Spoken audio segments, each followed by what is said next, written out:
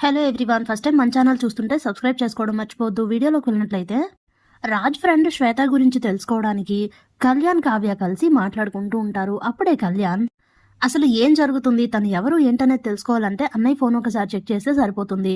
అది కూడా వదిన, అక్కడే అన్నయ్య ఫోన్ ఉంది, వెళ్ళి తీసుకురండి అని అంటే అంతేనంటారా అని అంటుంది కావ్య.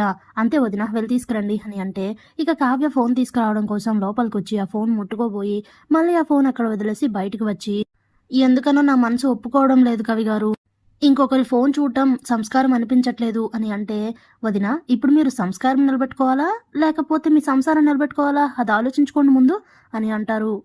అప్పుడే కావ్య, సంస్కారం కన్నా సంసారమే ముఖ్యం అని అంటే, అయితే మీ సహకారం కావాల్సిందే, వెళ్ళి సెల్ ఫోన్ తేవాల్సిందే అని అంటాడు కళ్యాణ్.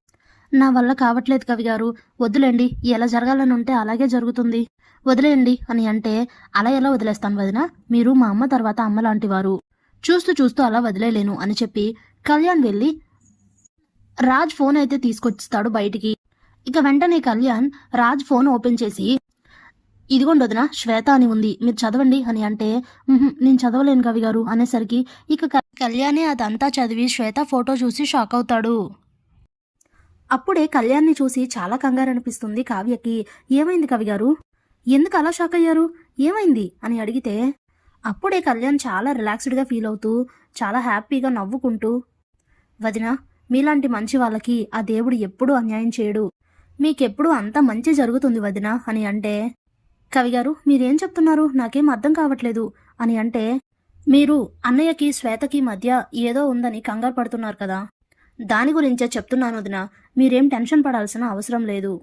ఈ శ్వేతకి అన్నయ్యకి ఎలాంటి బ్యాడ్ రిలేషన్షిప్ అనేది లేదు, వీళ్ళిద్దరూ కాలేజ్ డేస్ నుంచి ఫ్రెండ్స్ వదిన, మన ఇంట్లో వాళ్ళెవరికి శ్వేత తెలియదు కానీ నాకు తిను బాగా తెలుసు, అన్నయ్యకి శ్వేత పైన ఎలాంటి ఫీలింగ్స్ లేవు, మీరేం టెన్షన్ పడద్దు అని అంటే, కవిగారు అదేంటి, మరి మొన్న హాస్పిటల్లో సిస్టర్స్ ఇద్దరు కాబోయే భర్తని మాట్లాడుకున్నారు అని అంటే, హాస్పిటల్లో కథ వదిన, తప్పనిసరి పరిస్థితుల్లో అలా చెప్పాల్సి వచ్చి ఉంటుంది, అంతే తప్ప ఇంకేం లేదు, నేను చెప్తున్నానుగా, మీరు అన్నయ్యని అనుమానించాల్సిన అవసరం లేదు, ప్రశాంతంగా ఉండండి వదిన అని చెప్పేసరికి చాలా చాలా హ్యాపీగా ఫీల్ అవుతుంది కావ్య.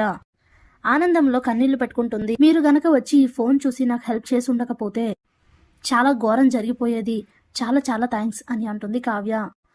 అది నా బాధ్యత వదిన, మీరేం టెన్షన్ పడకండి, ఇకనైనా హ్యాపీగా ఉండండి అని చెప్తాడు కళ్యాణ్.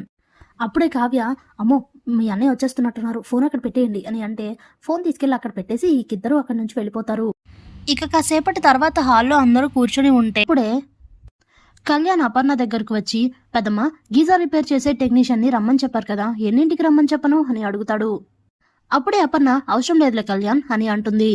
వెంటనే ధాన్యలక్ష్మి, నేను ఇలా అరిచానని నువ్వు అలా మాట్లాడుతున్నావు గాని నేను ఎందుకు అలా మాట్లాడానని ఒక్కసారైనా ఆలోచించావా అని. ఇప్పుడు తనకి పెళ్లి అయింది, తనని నమ్ముకొని ఒక ఆడది ఇంట్లోకి వచ్చింది, తనకి తగ్గ గుర్తింపు కూడా ఉండాలి అని ధాన్యలక్ష్మి అంటే, ఆ విషయం నీ కొడుక్కి చెప్పు, నాకు కాదు అని అపర్ణ అంటే, అధికారం అంతా నీ కొడుకు దగ్గరే ఉంటే నా కొడుకు ఏం చెప్పాలక్క అని అంటుంది ధాన్యలక్ష్మి.